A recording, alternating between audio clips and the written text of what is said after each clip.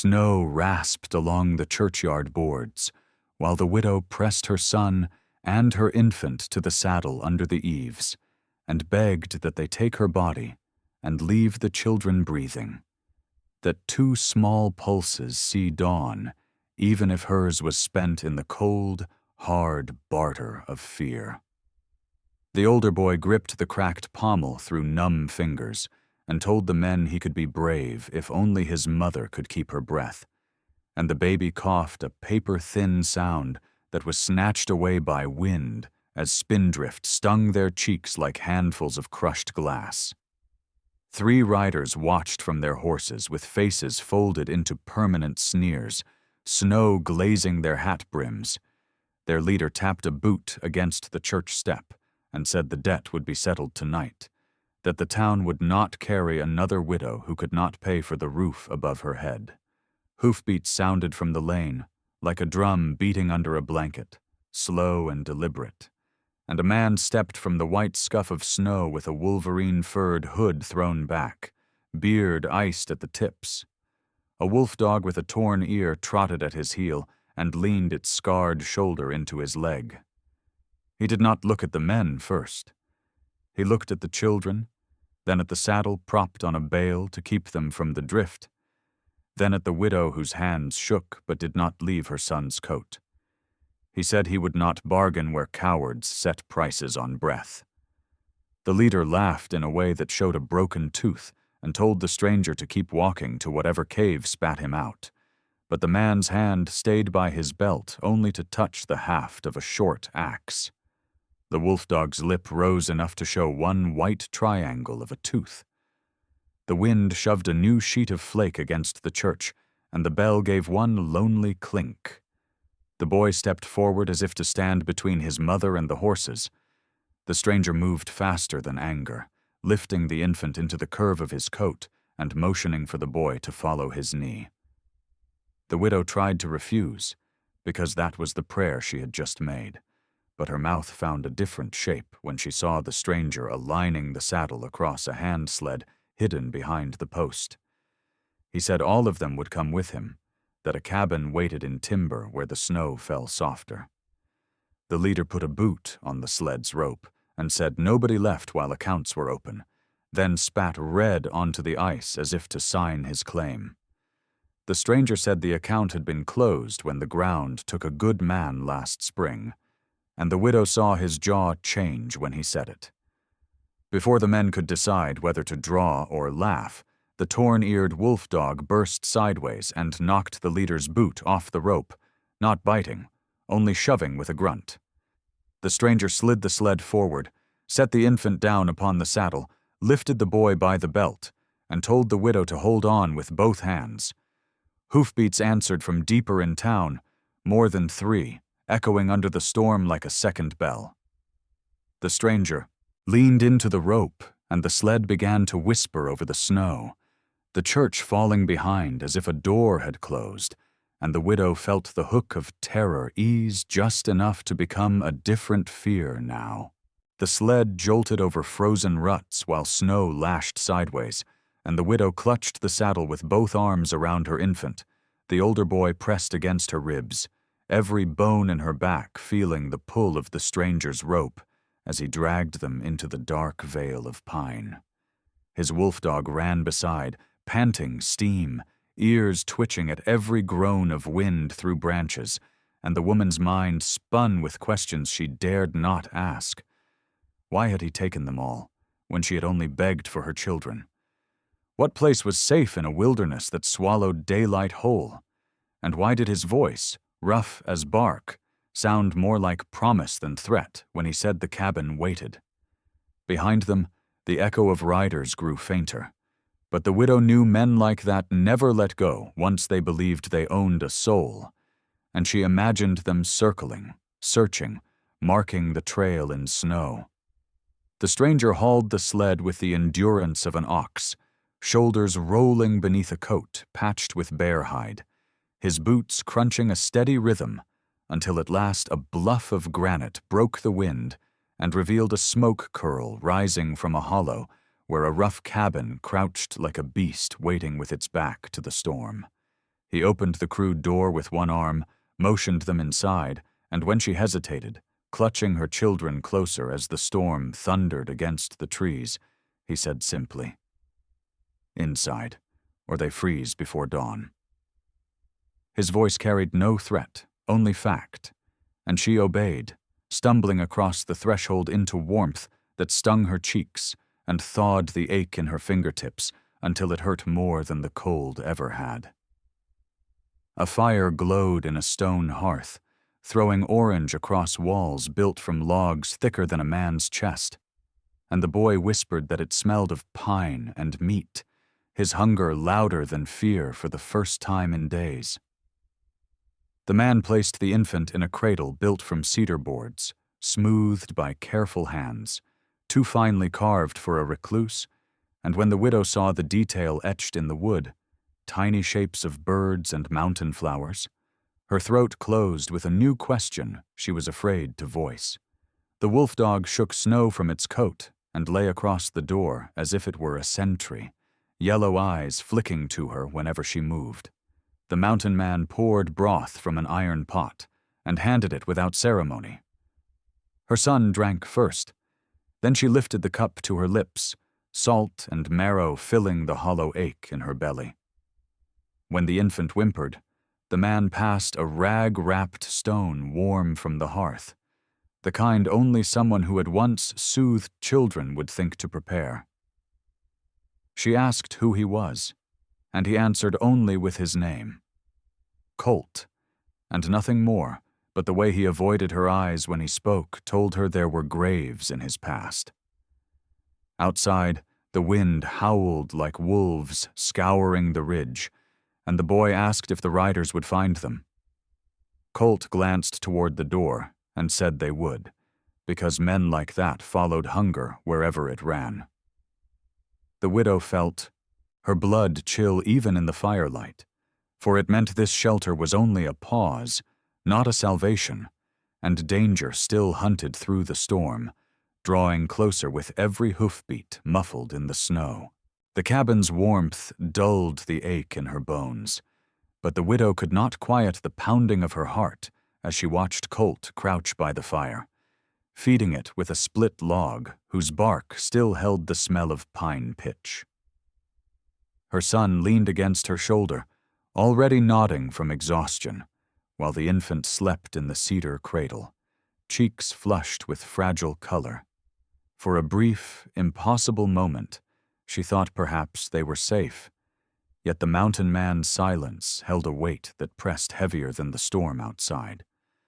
She forced herself to ask why he had brought them all. Why not just the children as she had begged?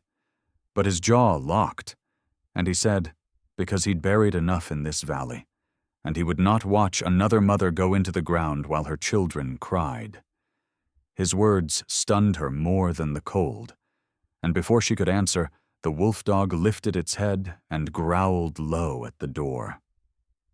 Colt crossed the room in 2 strides, pulled aside a shutter, and through the swirling white she saw faint shadows moving between the trees, the unmistakable shape of mounted men pushing their horses against the gale.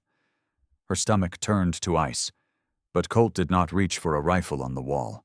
Instead, he went to a chest near the hearth, lifted the lid, and revealed not weapons but folded cloth, a small bonnet, and a pair of tiny boots long outgrown. Ashes of a different kind lingered there, the life of a family gone, and the widow understood why the cradle had carvings, why his hands moved with practice around children. He had once built this cabin for a wife and a daughter who never saw another spring. He closed the chest hard, eyes burning with a fire that made the room feel smaller, and he said the riders would not stop, that they wanted her debt settled in blood, but this time he would not stand aside as he had before. The widow realized the twist. He had not saved them out of mercy alone, but because her children's cries had woken something buried beneath his grief, and now their survival was chained to his redemption. Snow rattled against the roof like a drumbeat as the boy stirred awake, whispering if the men were coming. Colt nodded and said they would be at the door before dawn, and she must be ready for choices harder than prayers. She held her children tighter, the cradle's shadow stretching long across the floor, and in that moment she understood the storm outside was nothing compared to the reckoning marching toward the cabin through the snow. The widow barely slept, her back against the log wall while the fire shrank to coals, every crack of ice outside sounding like a spur striking stone. Colt stood like a carved post by the door, the wolf dog pressed to his leg, ears twitching with each gust. When dawn came, it brought no peace, only a pale blue light and the crunch of hooves circling the timber hollow. The boy stirred awake and whispered if they should hide, but Colt shook his head and said hiding was for those with nowhere to stand, and this cabin was ground that would not be surrendered. Through the frost-streaked shutter she saw them.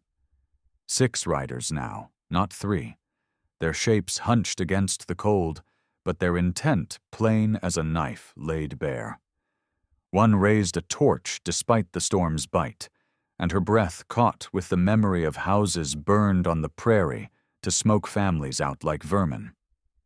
Colt's jaw flexed, and he told her to keep the children low, that the logs would hold fire long enough if they tried, but the men would seek to break through rather than wait. He reached for the short axe strapped by the hearth, not the rifle, and she realized he intended to fight in close where he was strongest. The widow whispered that she could not let him die for debts that were hers, but he answered that the debt was already his, carried in the earth out back where 2 names were carved into stone. The wolf dog growled as a rider dismounted and pounded a fist against the door, shouting that the woman owed flesh, not coin, and they would take the children for good measure. Her son whimpered, pressing into her skirts, and she felt her own terror turn into something sharper, a thread of defiance she had not known she carried. Colt's eyes flicked to her, and for a moment she saw not only grief, but also a question. Would she break, or would she stand? Before she could answer, the first crack of wood came as a boot struck the door, rattling the hinges. Colt set the axe haft down against the floorboards, squared his shoulders, and told her softly that if the door fell, she was to take the children through the back hatch and run along the ridge, following the wolf dog's lead. She wanted to argue, but the sound of the latch splintering stole her words. Smoke from the torch seeped through the cracks, the acrid sting clawing her throat, and she knew the fight had already begun. The boy clutched her hand and whispered if the mountain would swallow them whole, and she did not know the answer, only that the storm outside now sounded like drums calling them to a battle they could not escape. The door groaned, timber giving way, and Colt lifted the axe with both hands, his breath slow and steady, as if this moment had always waited for him. The widow's pulse hammered with the knowledge that dawn had not brought safety. It had brought war, and the cabin itself would decide who lived through the storm. The door burst inward with a crack like a rifle, snow and smoke tumbling across the floorboards, and the first rider lunged through with a knife drawn, his face twisted by the cold into something half feral. Colt swung the axe in a brutal arc that split the man's shoulder and sent him sprawling against the hearth, sparks scattering like fireflies. The wolf dog leapt over his body, teeth flashing as it drove the second rider back into the storm.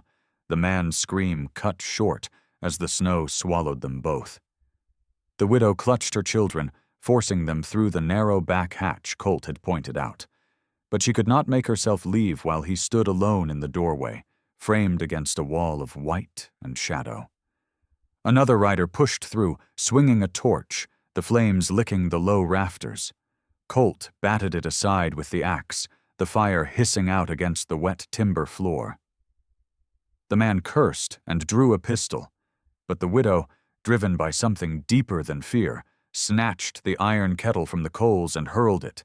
Boiling broth splashed across his wrist, and he howled, dropping the gun before Colt struck him down.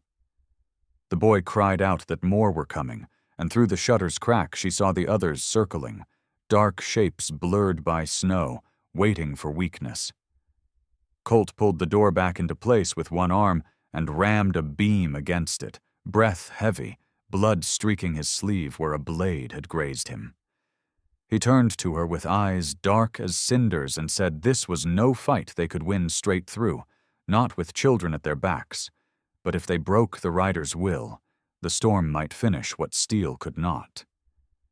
She asked how, and he told her of the bluff above the hollow, where drifts piled deep and unstable, that if they could draw the men there, the mountain itself would decide who saw another dawn.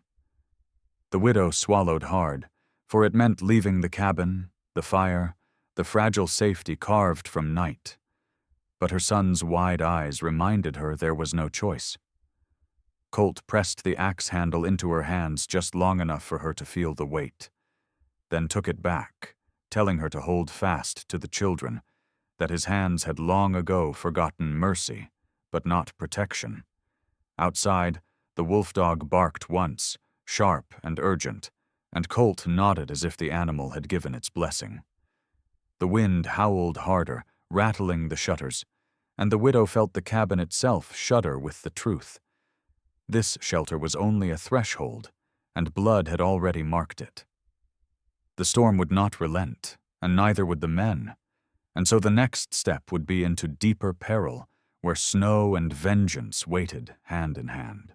Colt shoved the beam aside and motioned them through the back hatch, the widow clutching the infant tight against her breast, while her son stumbled at her side, eyes wide as the storm lashed needles of snow into their faces.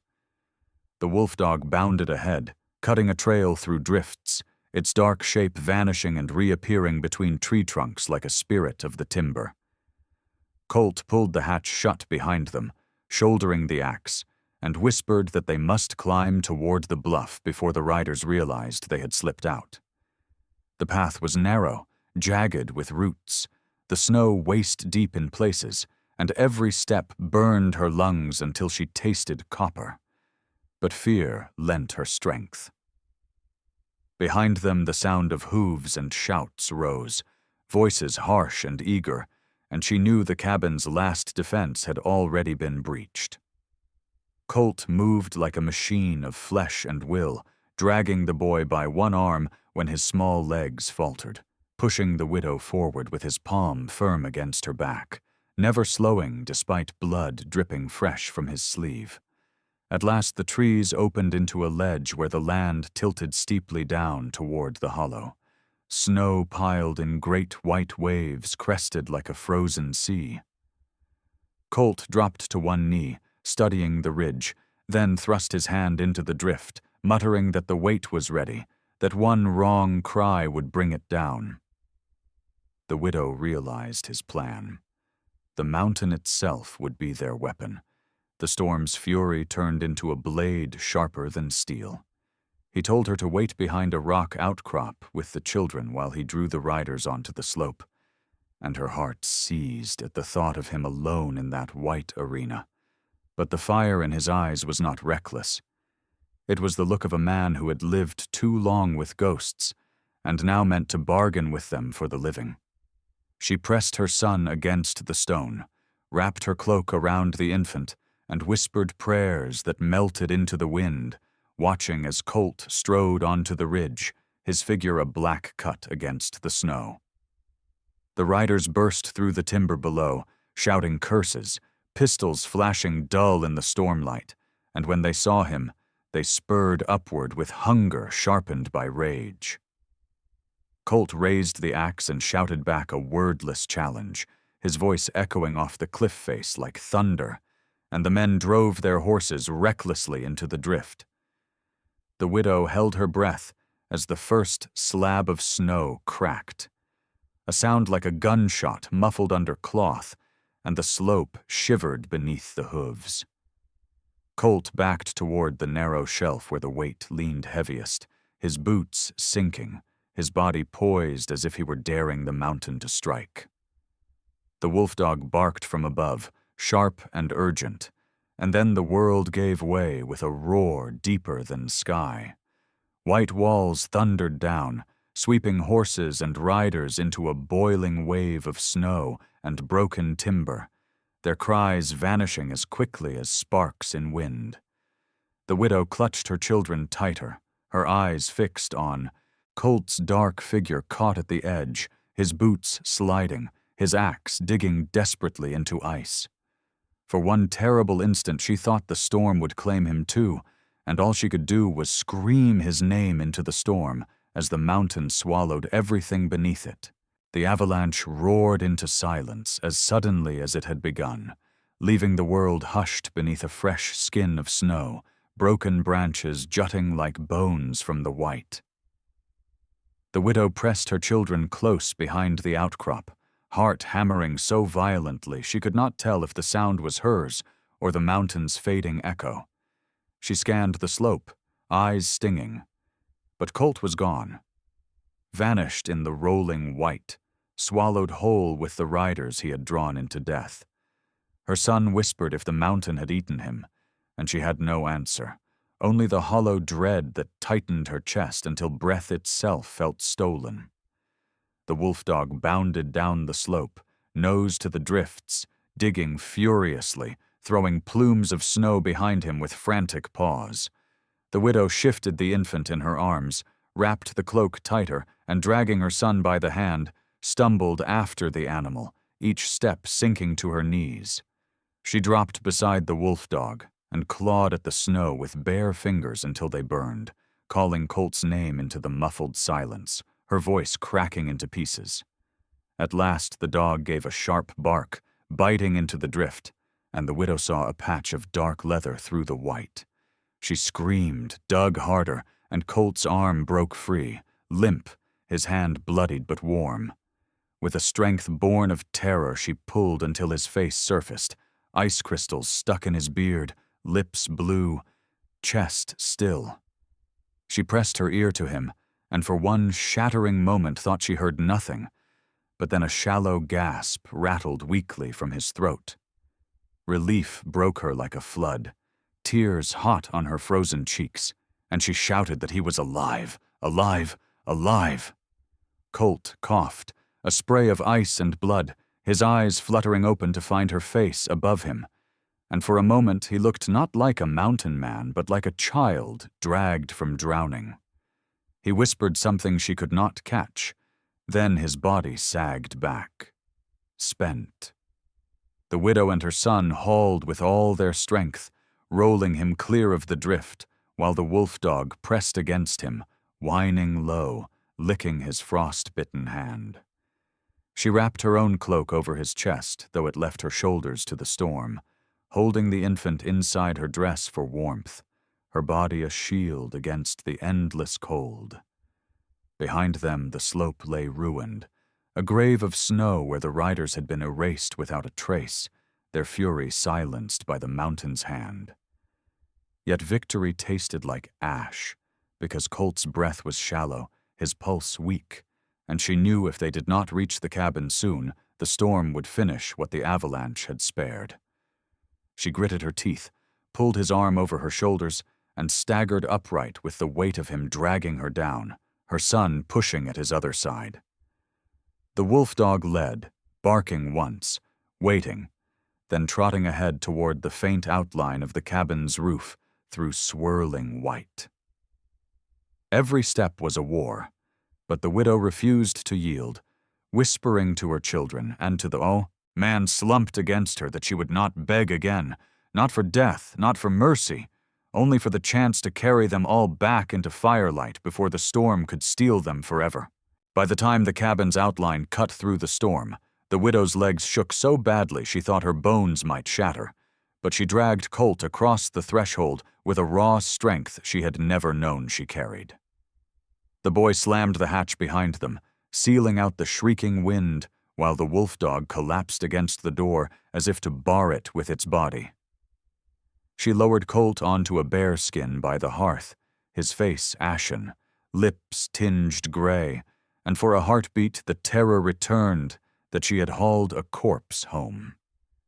But then his chest rose in a ragged breath, shallow yet stubborn, and she fell to her knees beside him. She tore the cloak from her shoulders, wrapping him as tightly as she could, pressing the baby inside to share what warmth remained, and ordered her son to fetch wood, though his small arms trembled. Sparks leapt as the fire caught, orange spilling across Colt's hollow eyes, and she saw how deep grief had carved him long before this night. She found a flask by the hearth, poured water between his lips, whispering that he could not leave, not now, not after pulling them out of darkness. His eyelids fluttered, and he rasped that the storm had taken the men, that her debt was finished. But she shook her head fiercely, telling him debts did not end with death. They ended with the living choosing to stand. For the first time she spoke of her husband, how sickness had emptied her larder, how the townsmen had tallied every crumb into chains, and how she had begged to keep her children safe because no one else had ever stood for them. Her voice cracked as she said now someone had, and she would not let him slip back into shadows. The wolf dog pressed closer, laying its head across his chest as if to anchor him to the world, and the boy curled at his other side, whispering that he should stay, that the cabin felt different with them in it, warmer, almost alive. Colt's eyes opened fully then, bloodshot but clear, and he looked at the cedar cradle across the room, at the carvings of birds and flowers that had once been meant for a daughter, now buried beneath the snow. He whispered that he had built this cabin for love once, but death had stolen it, and he had never believed he would see children fill the silence again. The widow reached for his hand, her grip steady despite the trembling of her own body, and she told him that love was not gone, only waiting for someone stubborn enough to pull it back through the storm. He closed his fingers weakly around hers, a bargain spoken without oath or coin, only breath and will. Outside, the wind howled against the timbers, but inside the fire grew, flames crackling higher, shadows dancing across the walls as though the cabin itself had agreed to shelter them. The widow leaned close, whispering that he had taken them all when she begged only for her children, and for that she would carry him now, as far as the storm or the years demanded. His breath caught on a faint smile, the first she had, seen on his face, and the moment held as fragile and fierce as firelight in a world of snow. Yet even as warmth wrapped them, the storm's voice reminded her dawn would bring new reckonings, for the mountain might have swallowed the riders, but the world beyond these pines still waited with hunger sharpened by debt and grief. The fire's glow painted the cabin walls gold, but it could not soften the dread that crawled into the widow's bones when the wolf dog suddenly lifted its head and gave a low, rumbling growl. Colt stirred on the bearskin, breath still ragged, but his hand went instinctively to the axe. The boy froze, eyes wide, whispering if the riders had all been buried, but the widow already knew. Men like that did not vanish so easily. A hard knock rattled the door, 3 blows heavy enough to shake the frame, and a voice slurred by whiskey called through the storm that the mountain had not claimed them all, that debts were not settled until blood was spilled in front of the town. The widow's stomach knotted. There were still men alive, and now they were desperate, cornered wolves willing to gnaw through anything to prove they still had power. Colt tried to rise, but pain wrenched him back to the floor. She saw in his eyes the knowledge that he could not fight as he had before, that the mountain had already taken the strength he once wielded like iron. For the first time, his gaze turned to her not as someone he must protect, but as someone who must decide whether to stand. The widow tightened her arms around the infant, then set the baby gently in the cedar cradle, her heart pounding as she straightened with a steadiness that surprised even her. She whispered to her son to stay beside Colt no matter what, and the boy nodded, clutching his small hands around a length of firewood as though it were a weapon. The wolf dog bristled at the door, waiting. Another slam shook the frame, and this time a crack split down the beam, snow gusting through. The widow seized the iron poker from the hearth, its tip glowing red with embers, and for the first time since her husband's death, she felt the weight of her fear bend into something sharper. Resolve. The door split with a crash, and two men staggered through, faces raw from the avalanche, eyes wild. They did not expect her, standing straight with the poker raised, the firelight glinting off her tear-streaked cheeks. One laughed cruelly and lunged, but the wolf dog hurled itself against his chest, teeth sinking into his coat. The other swung a pistol up, and before she could think, the widow drove the poker forward, striking his wrist with a hiss of burning flesh. He screamed, dropping the gun, and Colt, weak but unbroken, used the last of his strength to hurl the axe end over end across the room. It struck deep into the doorframe beside the man's head, close enough to freeze him with terror. Blood and smoke mingled in the air, the crackle of fire loud as thunder in the silence that followed. The widow's hands shook around the poker, but she stood her ground, eyes blazing, her voice low and certain as she told them they would not take her, not her children, not the man who had carried them from death's mouth. The riders looked at her as if seeing something they could not touch, then at Colt, slumped but smiling faintly through the pain, and for the first time, they faltered. The wolf dog growled again, closer to a promise than a threat, and the men stumbled back through the shattered door into the storm, beaten not by steel, but by a will fiercer than theirs.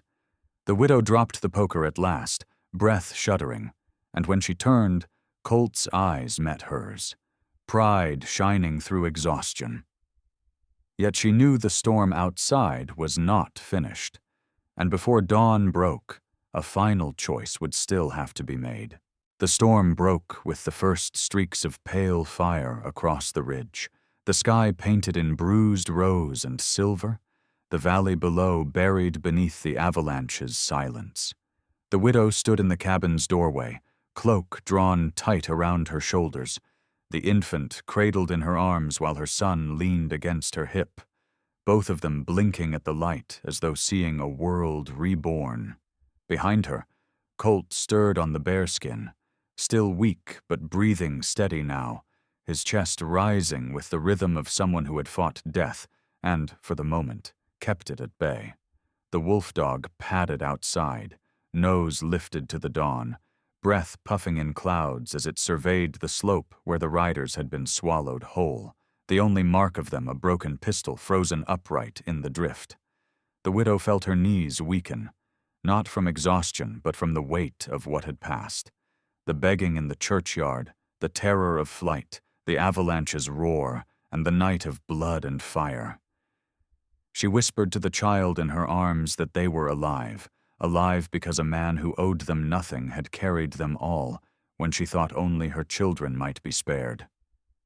Colt pushed himself upright, gripping the doorframe, his beard frosted with dried snow, eyes hollowed by pain but steady on her. He said the mountain had judged, that debts written in fear had no more claim here, and though his voice cracked, the truth in it struck deeper than any oath. She turned, the cedar cradle catching her eye, its carvings glowing in the morning light. Birds, flowers, symbols of a life he had once lost, now holding her child, as if it had always waited for this day. The boy darted forward and pressed the small bonnet from the chest into Colt's hand, whispering that it belonged to someone who had been loved once, and now it could belong again. Colt's fingers closed around it, and for the first time, the grief carved into him softened, as though the storm had carried some of his ghosts away with the riders. The widow stepped closer, telling him he had taken all of them when she begged for less, that he had bound his life to theirs in the snow, and she could no longer see a way forward that did not begin with his cabin. His smile was faint, but it carried the warmth of a hearth rekindled after years of cold. Outside, The wolf dog barked once at the rising sun, its torn ear catching the light like a badge, then loped into the valley as if to announce that the mountain was free of enemies, at least for now. The widow pressed her cheek against her infant's hair, breathing in the scent of smoke and milk, and knew the world would never stop demanding, never stop sending storms, debts, and grief. But she also knew they would no longer meet them alone. She looked at Colt, standing in the doorway, battered but unbowed, and the boy clutching his hand, their figures silhouetted against a horizon gilded with dawn. And as the wind softened, carrying the scent of pine and thaw across the valley, the widow understood the truth. She had begged only for her children's lives, but the storm had given her back something larger, a family forged not in blood, but in fire, ice, and a promise sealed by survival.